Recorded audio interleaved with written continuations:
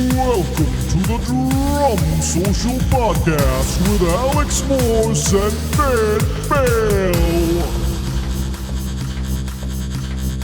Welcome to the Drum Social Podcast. Today's guest is alongside Alexis on Fire, Matty Matheson, Maple Syrup, as one of Canada's finest. Brandon Toews, how's it going? Wow, what an introduction. That may be the best introduction I've ever had. Oh, wow. It's too much. Let's end it there. Just too much. saying. Maple syrup and then me? What? Brandon, we like to start the interviews out by giving the guest a gift. Joel, could you help me hand a gift bag to gift? our friend Brandon? This isn't even Christmas yet. Is this when Christmas in the UK is? Yeah. Merry For Christmas. you. In the middle of it's Christmas. October? Yeah. Now, I'll explain the gift. Should I open it yet or not? Open it, crack on. I'll just crack on speaking, you crack on opening. You've travelled I have. across the ocean to be here. Mm-hmm. And I wanted you to feel like you had a piece of home with you. I mean, it's like I'm right back on my street. How close is your closest Tim Hortons? Ooh, probably. It's just down the hill. Down the hill. 400 meters, 500 meters. I love it. I don't drink coffee. But Do you drink any liquids? I do. I drink water and Okay. Does it keep it cold? Well, it will keep it cold, it will keep it hot, but right now there's not liquid in it. If you open it, there's another gift. There's just a bit of fun. so now we're at what, Valentine's Day? Or? Yeah. It's Easter. I'm the bunny. Oh, wow. It's a little book. What have you got him? Canadian slang. Canadian slang, a pocket guide to Canadian words and phrases. Oh, Wow, should I? yeah, give us one. I would like to know if they're correct or if they're incorrect. I want to find one that I actually Or if they're use. just nonsense. A blue noser? Anyone from Nova Scotia? Is that true? Is that real? I don't I know. worry that that's racist. Yeah. Oh, a hydro bill. Yeah, an electricity bill. The highlight of the month for nobody. Yeah, that's true. Well, Hydro. Yeah, we have like BC Hydro, British Columbia Hydro. That's not a thing here? No, it's not. no, a thing. that's why it's in the book. Oh, great. That is probably one of the worst gifts you could ever receive. And I'm so sorry I've Giver. given you it. You can re-gift it, I reckon. Well, thanks, guys. Yeah. I'm going to read up on the plane. Yeah.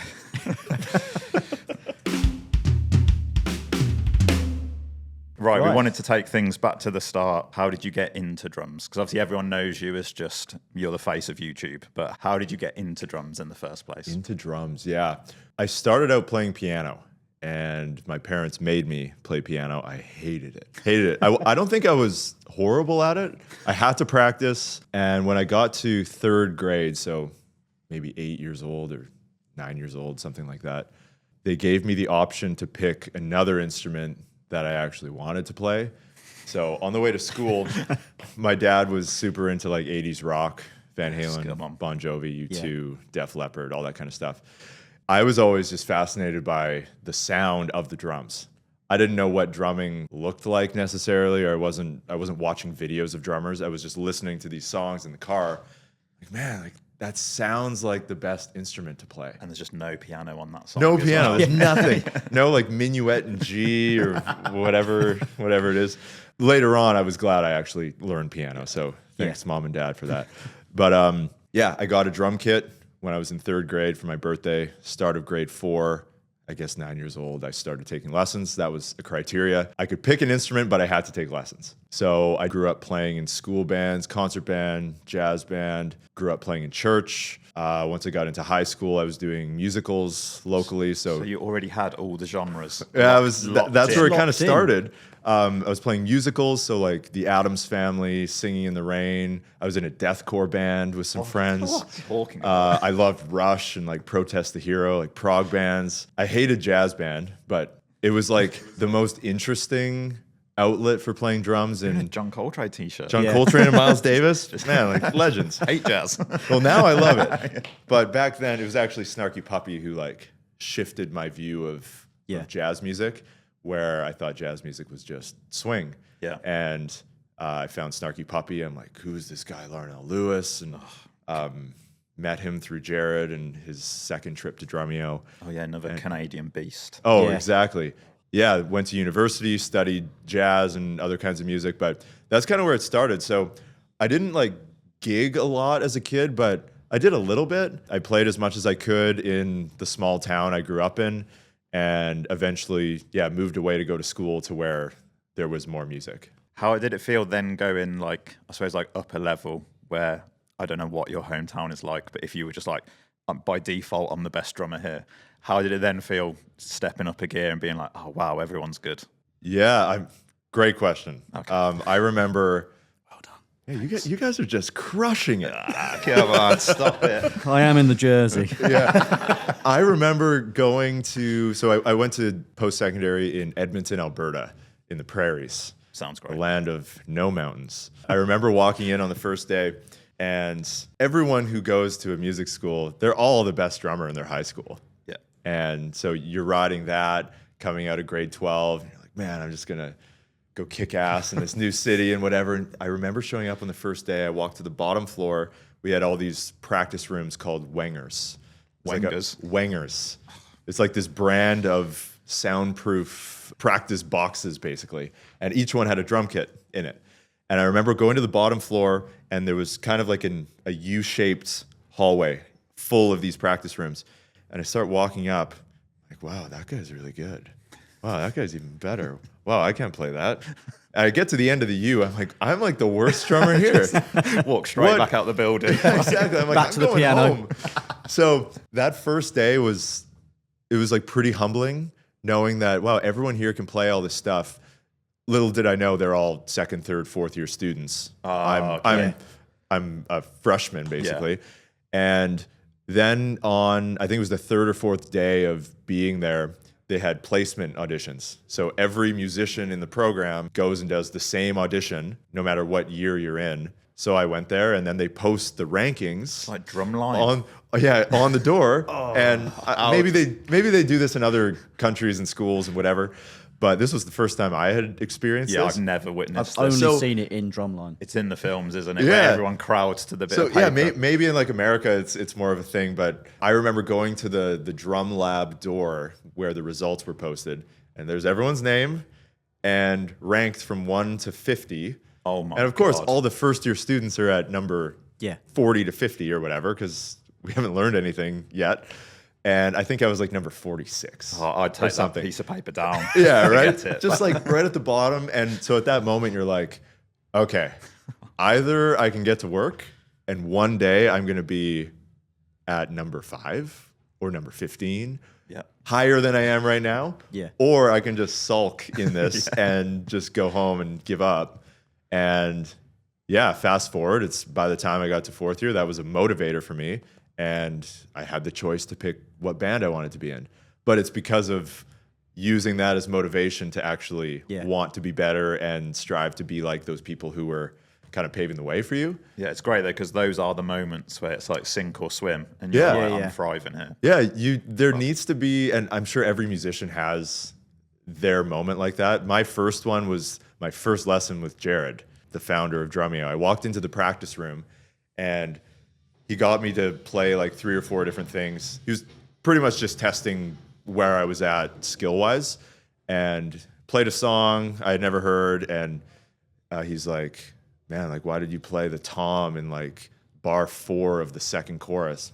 I don't know, dude. Thought it sounded good. It happened. Yeah, I was feeling it. And he's like, yeah, that was a bad choice, and pretty much told me I sucked.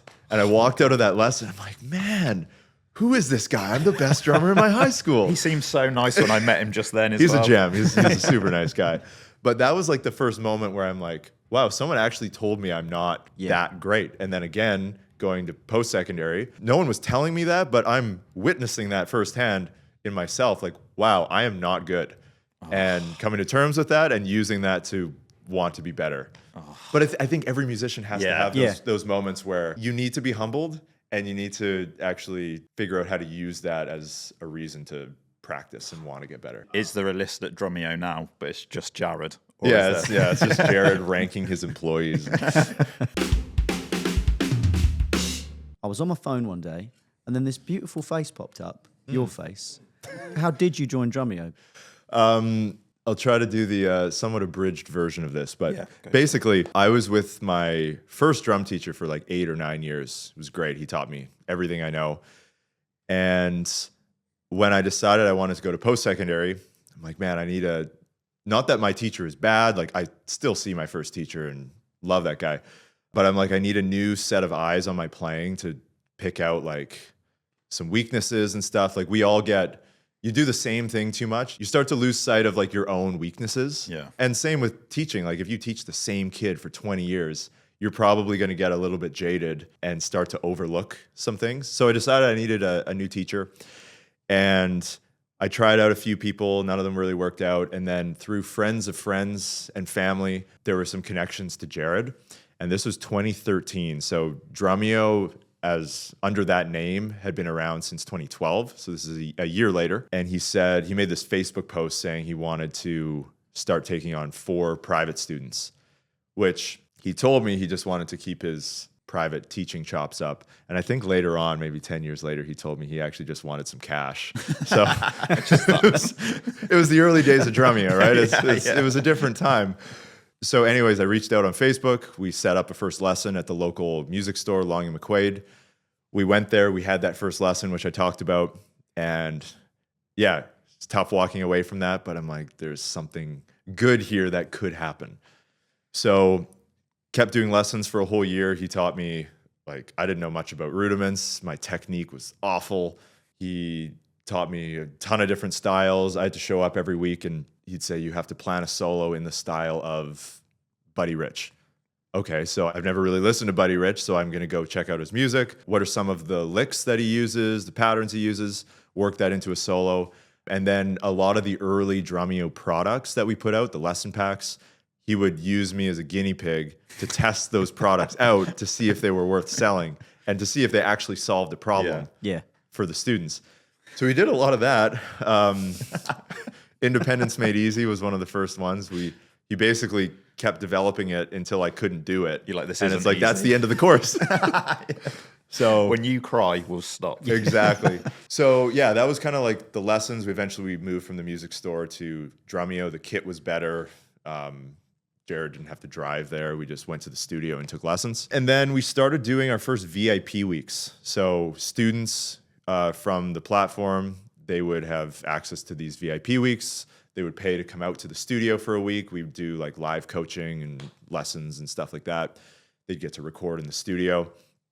And I started helping out with those it was July of 2014, setting up kits, hanging out, getting food and snacks for people.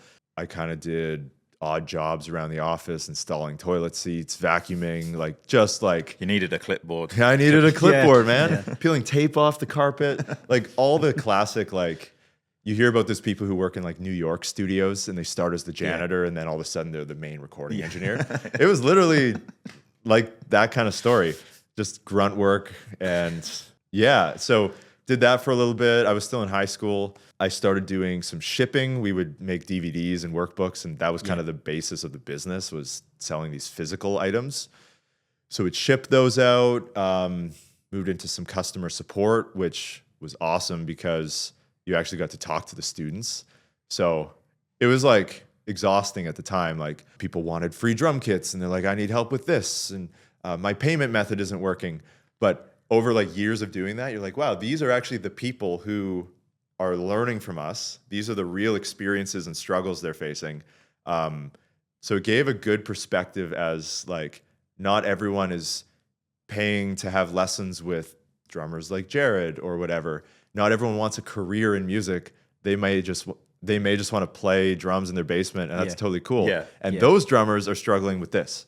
So it gave me like a really broad perspective of who's in the industry, what types of people are out there who are wanting to learn music.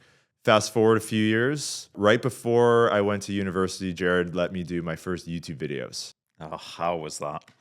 It was a time. I don't like watching back to those videos. They're pretty rough.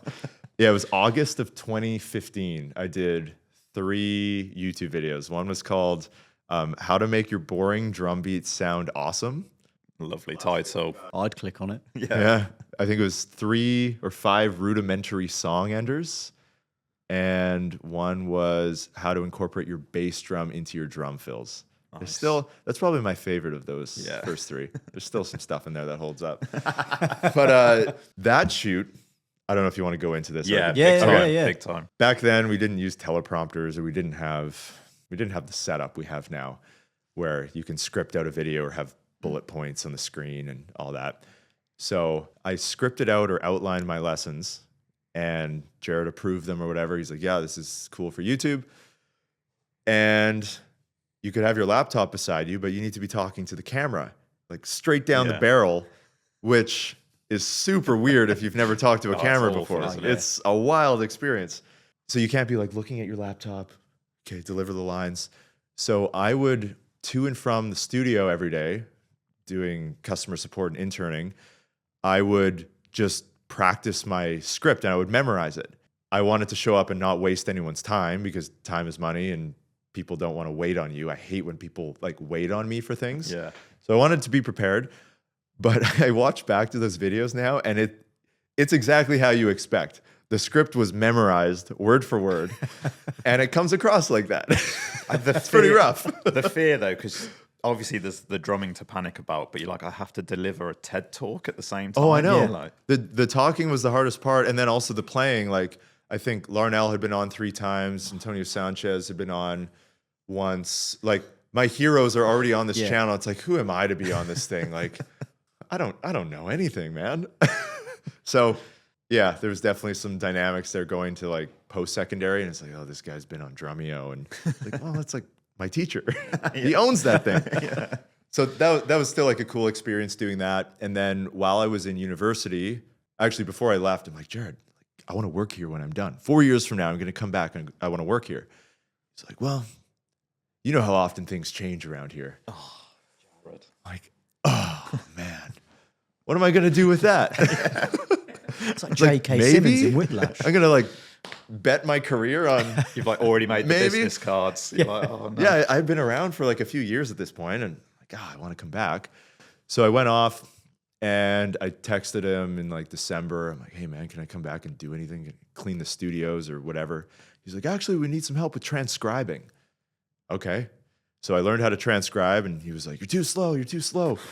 Like, dude, I've never done this before. I was transcribing like Sweet Home Alabama and it took me like 6 days to put it into Finale, which now is Dorico, I think, the notation software. So I got really fast at transcribing out of fear. But also I knew if I learned how to transcribe, I could go back to school and I could make money on the side. Right. Because university is expensive. Yeah, so in my spare time, I would transcribe. Fast forward, in my 3rd and 4th years, we did the 2 Drumeo books, the Best Beginner Drum Book and the Drummer's Toolbox. So it got to the point I was so busy writing that with the money I was making as a contractor, I would pay my friends to go to the classes and take notes for me. Or I would go to class with headphones in and I would write because I had like an editorial schedule because the book had to come out on whatever, September 1st. Yeah. Like, man, I'm in class. I need to do good in school because I'm paying to be here. But also, if I can graduate and have 2 books under my belt as an author, it's like, well, that's almost more valuable. Yeah. So how can I finagle this as a, it's like, this is good for my career. This is what I need to do for school. Maybe I can somehow work out a deal with friends and whatever. So did that, came back full-time doing books. And then it was, I think, 2021, the company had gone through a bunch of changes and reorganizations of people's roles and stuff. Dave had moved up to, I think, a partnerships role, doing collaborations with brands. And I think he was overseeing all the content for all our brands at the time, Drumeo, Piano, Singio, and Guitario. So now there was a hole that needed to be filled just for Drumeo because now Dave was overseeing everything. Mm-hmm. So I was a project manager, slid into that role, and loved it.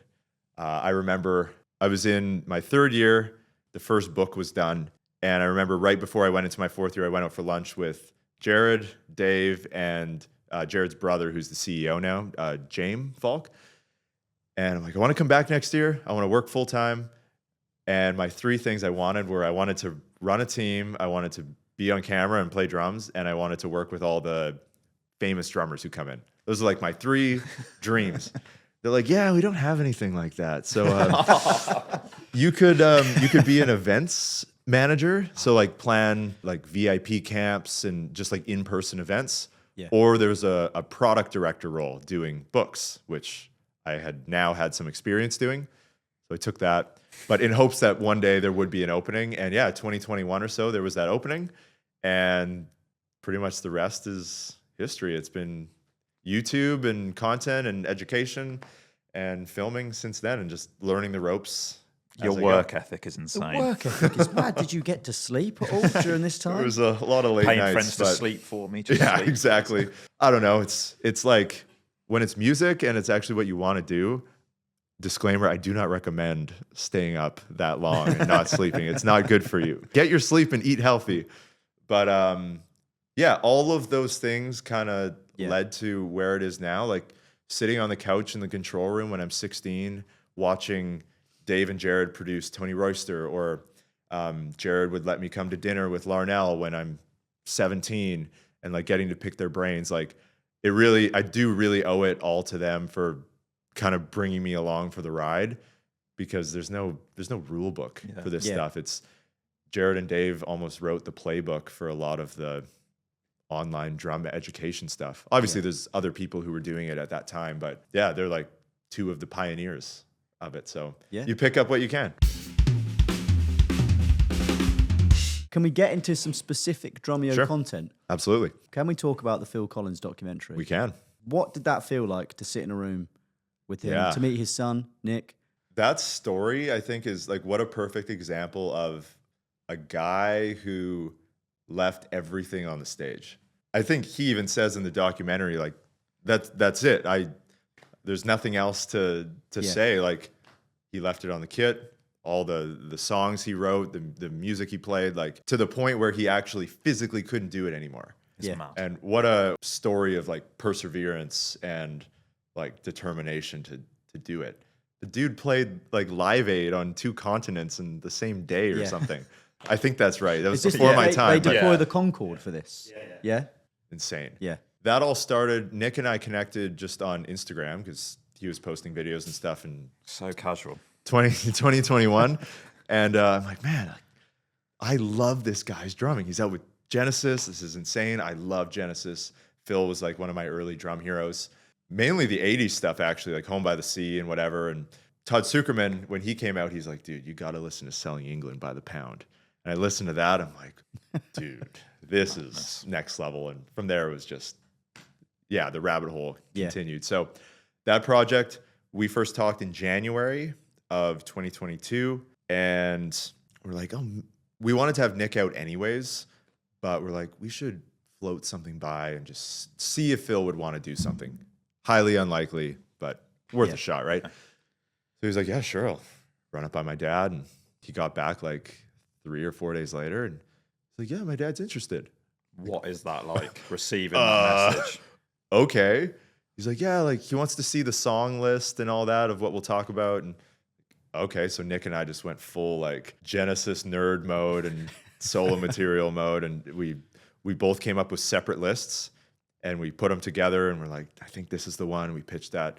Nick brought that to Phil. He's like, yeah, he's good with the list, but he wants to put in these 3 songs. It was like Watt Gorilla, the big band version of Susudio, and what was the other one? There was one other song I think that he wanted to talk about. But they were like unlikely choices, but they were just songs he loved. So yeah, within 2 weeks after that, Phil had like signed the contract. He's like, yeah, I'm good with it. We'll rent a facility.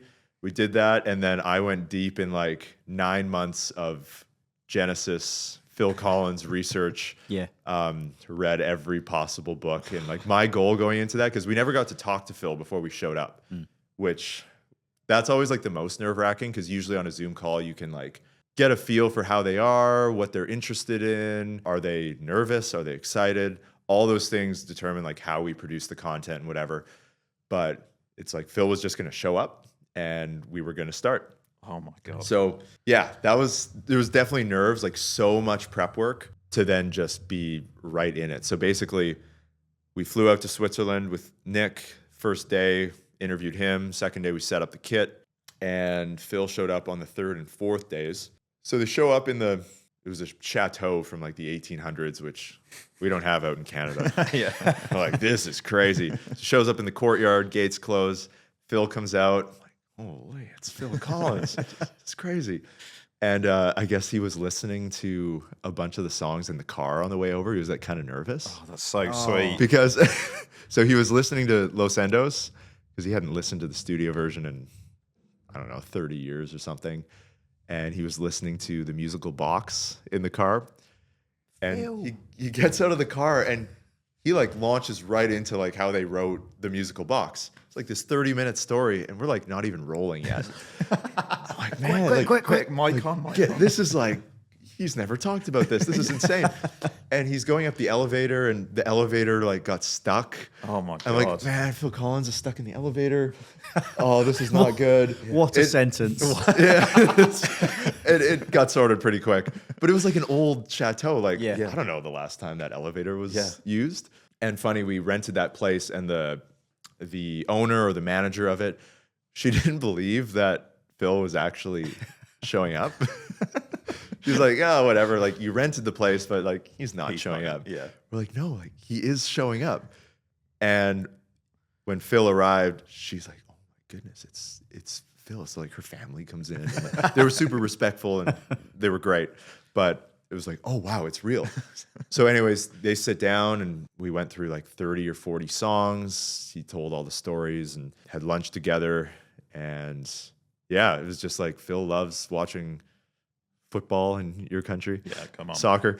Yeah. So we did that and then did the one-on-one interview with him the next day, showed him the kit, which was surreal. Like, I was honestly surprised he even sat down. Yeah. Because Nick is like, I can't force him to sit down. If he doesn't want to sit down, he'll just go straight to the chair. That's cool. But he did sit down and we talked a little bit about some drum specific stuff. And I think like kind of the biggest takeaway, like us drummers are so into the details of like, oh, that's a 15 by 12 rack tom. Yeah.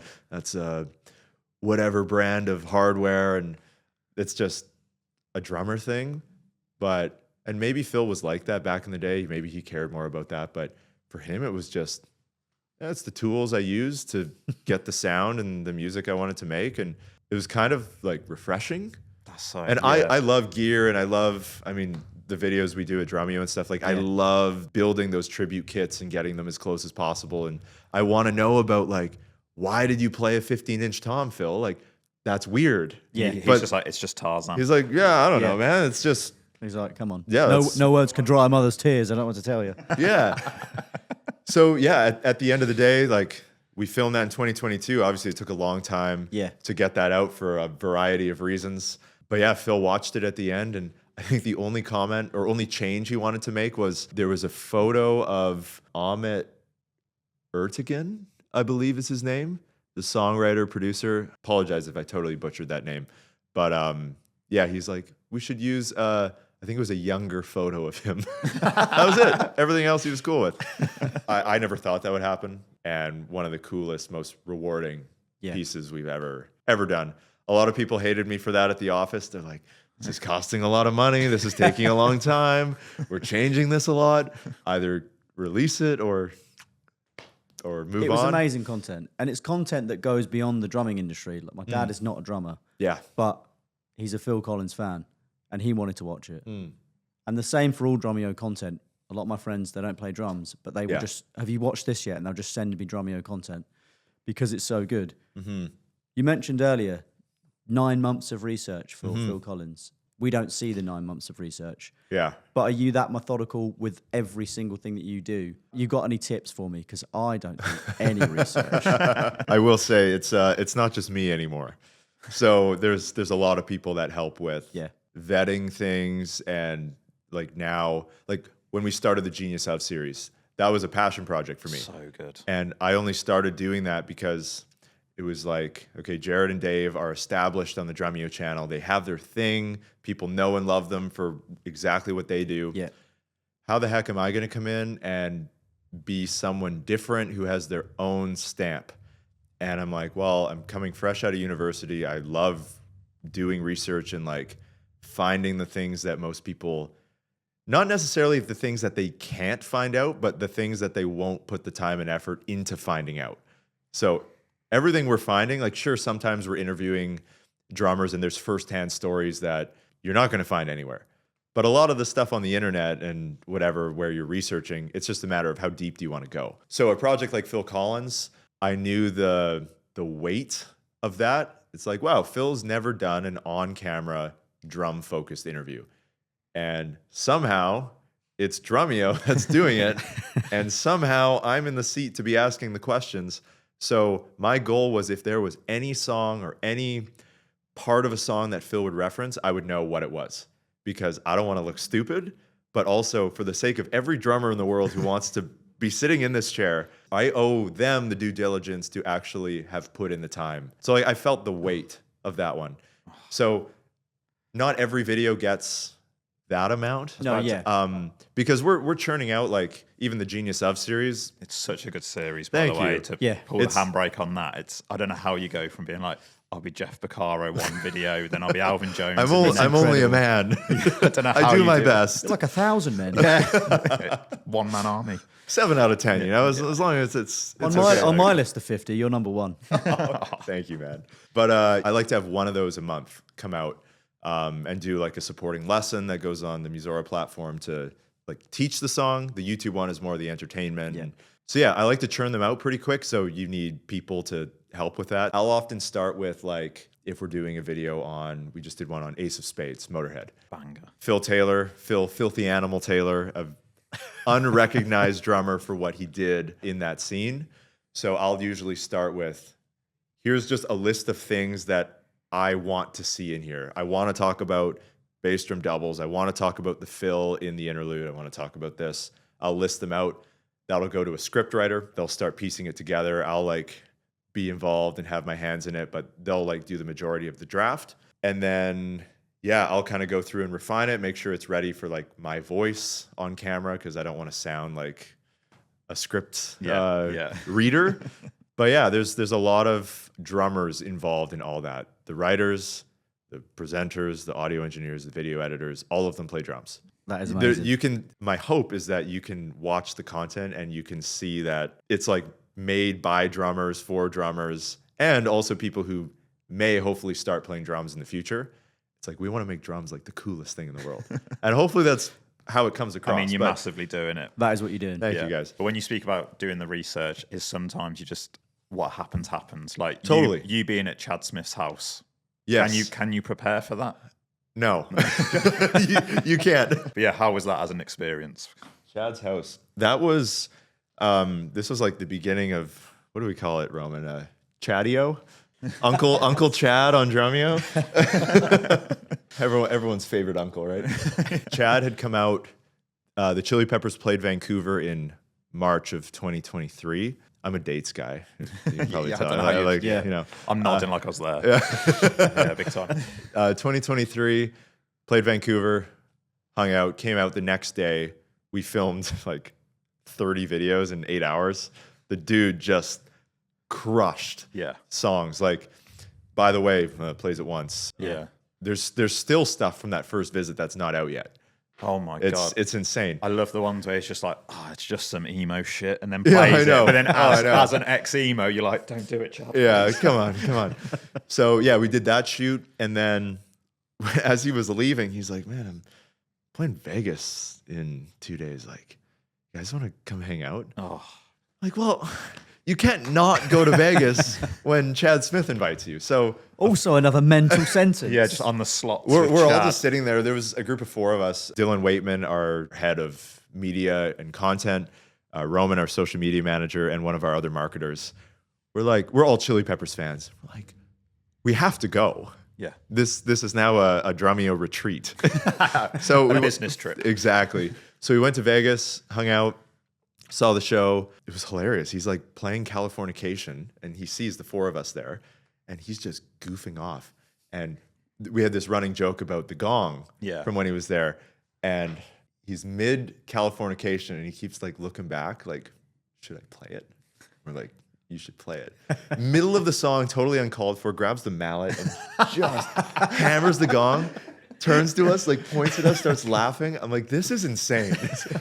Like, there's an inside joke with Chad Smith. So we did that, and then a few of us were going actually just on vacation. Actually, our photographer at Musora and I were going to LA for, I think, 5 or 6 days. Then I was going down to Mexico for a vacation, and we were just talking. We're like, man, Chad lives in LA. What if? What if there was something? And so we texted him. We're like, hey, man, we got this idea. Like, do you think we could film something at your Imagine house? the script writer's like, what's the text? Oh, yeah. Oh, there was no script writer for that one. It's like, hey, dude, we're going to be in LA. Like, could we film at your house? It's like, yeah, cool. So we're like, okay, what's the story? So, like, okay, I'll learn a song. Suck My Kiss was like one of my favorite drum parts from the Chili Peppers catalog. I'm like, I'll film like learning it, and the story will be I need some help. And I'll go learn like the inside information from Chad. And so you go there and his dogs come running. I think that's in the video. And there's a funny story about his dogs. But we go in and yeah, like learned about the Motown fill in there. I had no idea he ripped that from, was it Ain't Too Proud to Beg or something? But those are the things that you would never know just from listening to the record. Yeah. It's like, oh, that's a cool triplet fill. But he's like, no, I ripped that straight from like Benny Benjamin and Pistol Allen and Uriel Jones and all those guys. So yeah, that's one of the coolest parts about working with these legends is we all know and love the records, but reality is they're often ripping that stuff from their influences and people that came before them. And for Chad, growing up in Detroit with all that stuff, that's his foundation. So very cool experience.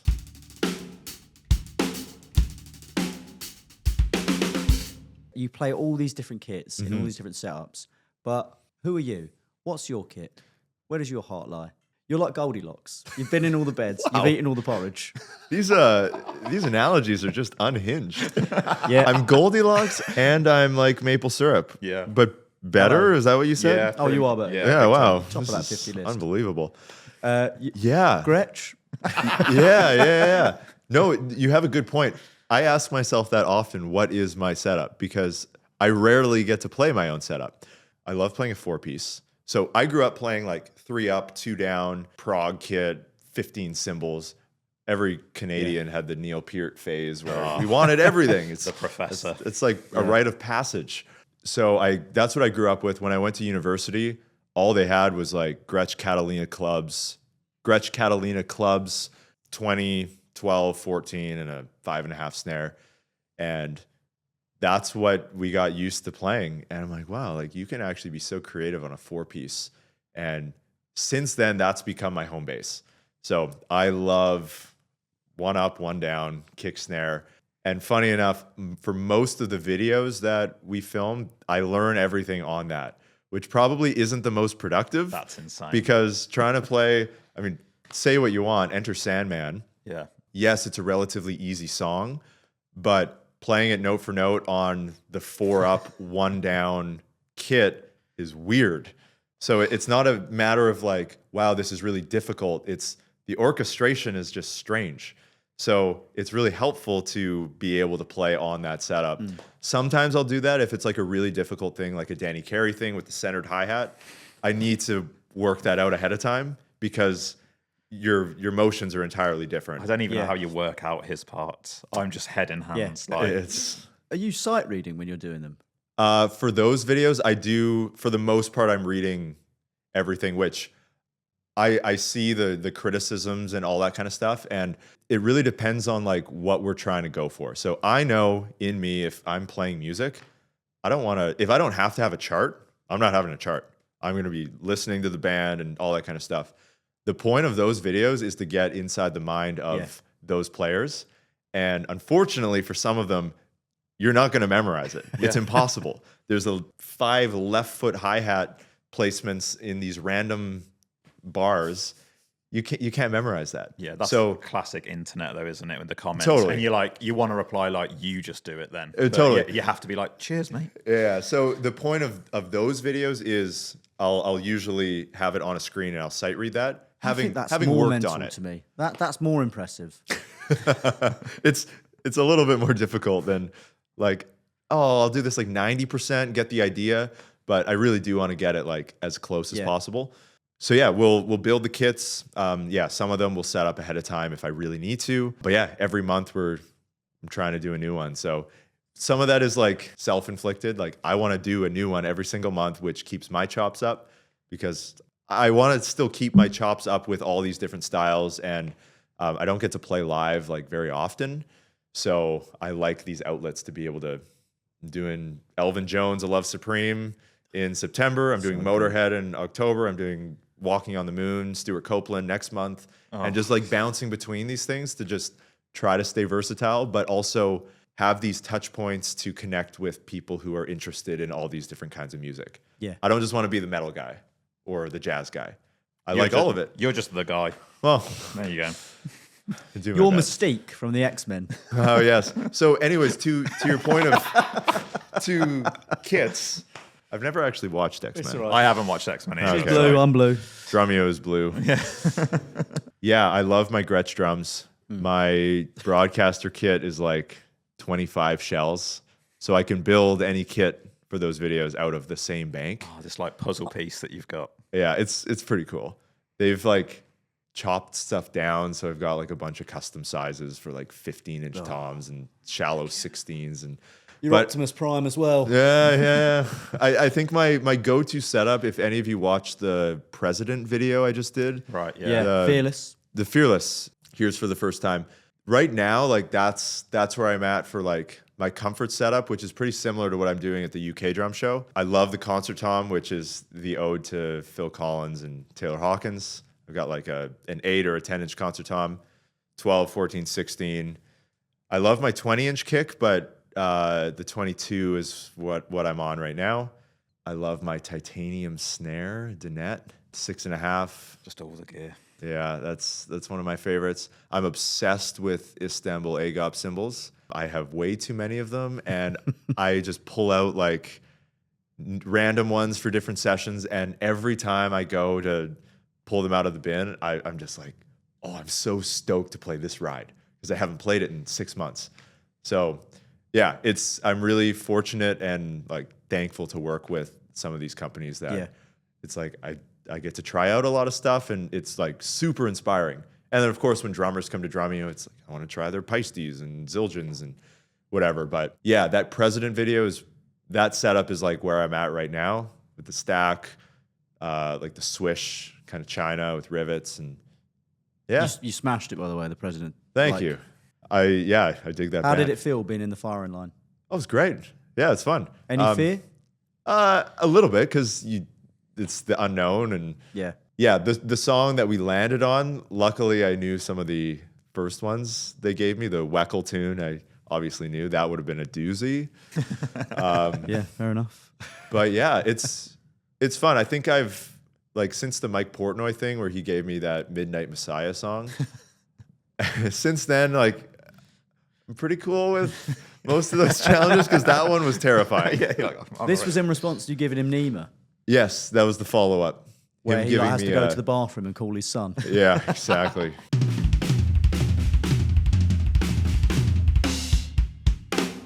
We're playing a game. The game is called I'm going to sing it. No, I'm not. It's called Drummer, Drumelion. Drummer, drum what? Drummer, Drumelion. Dramelion. I thought I heard Danny Carey play the drums behind that door. I thought I heard Elvin Jones, Tommy Lee and so much more. I swear I could hear Ringo, Stuart Copeland and Trey Cool. But when I opened the door, there was only Brandon Toews. Brandon Toews. He can play any setup, any song. Some call him the chameleon of the drums, but those who know, they call him the Drumelion. Drumelion.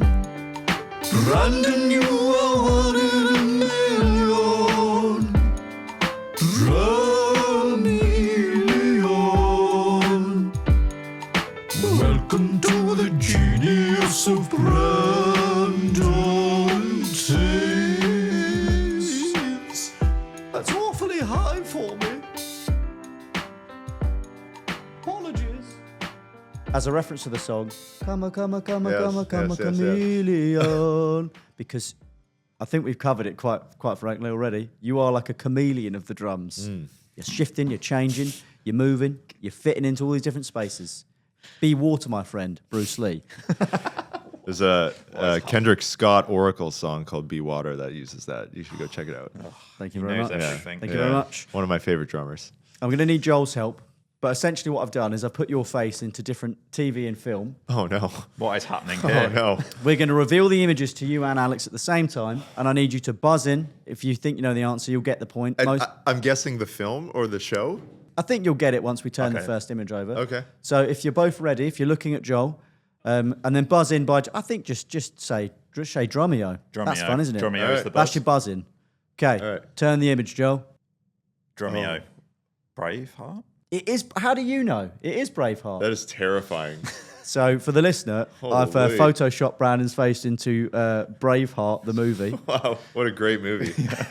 Wow, I've gone 1-0. Yeah. Alex is one in the lead. Sorry for this. It's the worst bit. This will be over Yeah, soon. this You is ready for something number else. 2? The listeners Yeah. are like, what's going on? Reveal number 2. It's a TV show has been revealed to Brandon and Alex. I clearly don't watch your TV shows. You're too busy. Like, Yeah, man, I'm playing drums. doing too much work. That's a terrifying photo, too. So no one knows it. I can take a swing. Show the room. Show the room. Yeah. Oh, wow. got I it haven't watched right. that in like 15 years. My brother maybe watched Ronan's that. got a point. You're on the board. And the prize is, can you eat sweets? A bag of Haribo Tang Fastics. Oh, let's Oh, go. here we go. He's in Things the have game. gone downhill now. Amazing. I'm in Yeah, charge. this is bad. Okay, third one. Let's This go. is bad. Oh, Drumeo. Brandon's buzzed in. That's Breaking Bad. Breaking Bad it is. back That's in like the my game. favorite show. I've watched that like 12 times, front to back. Really? Yes. Big fan. I watch it like every 6 months. Favourite character? What's with her? You've got a point. You're on the board. Probably Pinkman. Yeah. Yeah, Jesse's the man. Okay, number 4. Let's go. There's 1 point each around the room. Oh. Drumeo? Oh, Is that John Wick?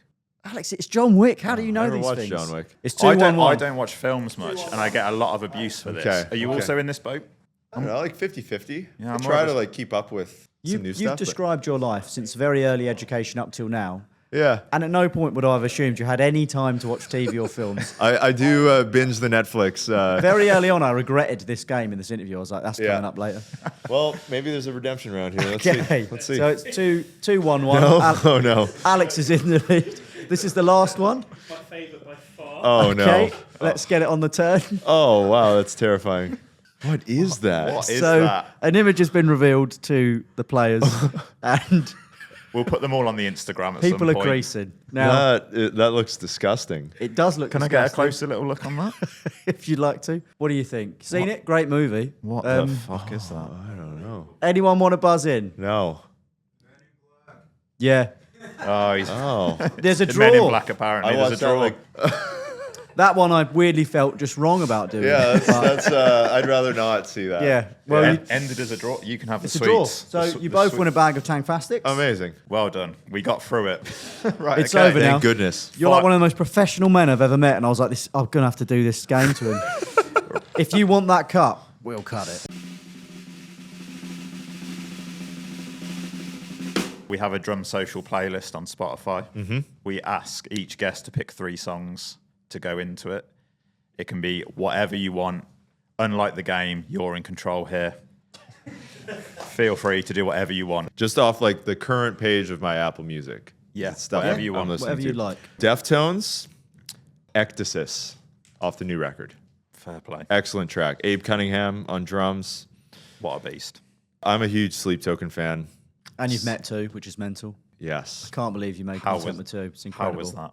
Unreal. That's all that can be said. That's all that can be said. That's all. Yeah, okay. We saw them, last week in Oregon? No, in Washington, Tacoma, Washington. Yeah, unreal. I would check out, I'm going to butcher the name, but Gethsemane, track 9 off the new record. Very cool. The most like fusion-y kind of stuff, proggy Yeah. kind of track on the record. And number 3, let's go with, oh, this is timely. The Stage, Avenged Sevenfold. We were just with Brooks Wackerman recently, and his content is coming out in the next few weeks. So Unbelievable. I've just been deep in, I know this is, I guess, almost 10 years old, 2016. But that track and like the story behind it is so cool. And what Brooks plays on the kick drums and how he orchestrates the parts is just next level. I listen to a lot of metal and a lot of rock stuff. I don't play a lot of that type of stuff, but that's what I love to listen to in my spare time. That's insane. I mean, Thanks so much for doing this as well. Of course. Thanks Yeah. for having me. Thanks everyone for listening. Thank you quickly as well to the UK Drum Show for setting this up. If you heard any drums in the background, people are going mad on the kits. It's wild. Yeah. It's a Would you like to chaotic time. quickly give us a really quick sum up of what Sure. you're doing at the show? Yeah. So this is Drumio's first time to the UK. So we're here at the UK Drum Show. We've partnered with Alesis electronic drums. So we've got a really cool setup on the top floor where we've got kind of like live drum workouts happening. So Greg Bissonette's doing like a Ringo Starr workout. A bunch of the Drumio hosts are going to be over there doing workouts. All the Alesis kits are set up so people can test out the models. They're all loaded up with iPads with the Musora and the Drumio app on there. So people can actually So good. see how you can use the app while you're at your kit. It's kind of like a real world application of it. I'm doing a masterclass with Mike Dolbear. I think I said his name right. Yeah. Yeah. I've heard the pronunciation out here is different though, so I'm probably butchering that. No, Mike Dolbear. Dolbear. Dolbear. It's Dolbear. like I the would say emphasis is Dolbear. on a different place. I have a weird accent. I would Dolbear. trust me. Yeah. So I'm doing a masterclass with him at 4:30 on Sunday. I don't do a lot of like in-person clinic masterclass stuff. So I'm looking forward to it. Going to be playing a song that Kaz Rodriguez, a good friend of mine, wrote. Oh, what? Doing some improvised soloing. I always like to do something fresh and make something up because then the audience gets like something original. And then breaking down the concept of how I learn everything for Genius of videos. So something rock, some jazz, some metal, some polyrhythmic stuff. And yeah, how that concept can be used from beginner all the way to like the hardest Danny Carey kind of grooves. So yeah, it's gonna be fun. Good. You hero. That's all I've got. Thank you, man. Thanks for having me. This Yeah, was no. a blast. Thank you very much. Yeah. We're officially over. Beautiful.